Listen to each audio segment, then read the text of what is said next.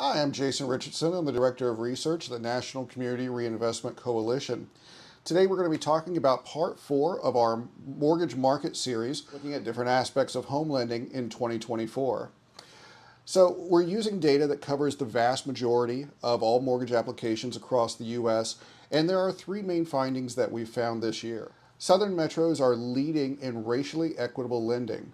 What that means is the share of loans going to, say, like Black or Hispanic families is roughly equal to their share of the population in those areas.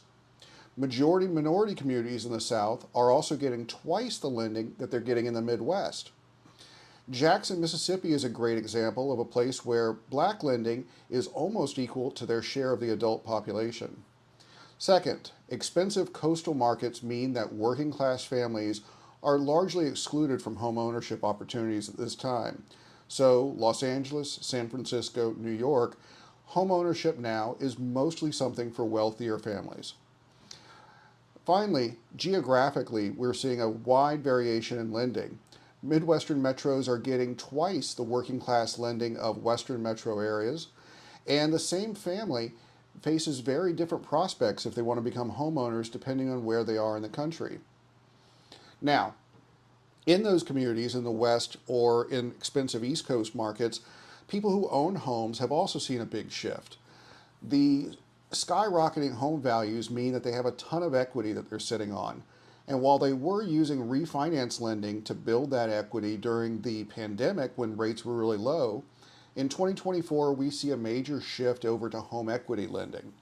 That means that these families are taking cash out of their homes that they can invest in other ways: education, starting a business, or buying second or third properties if they want to.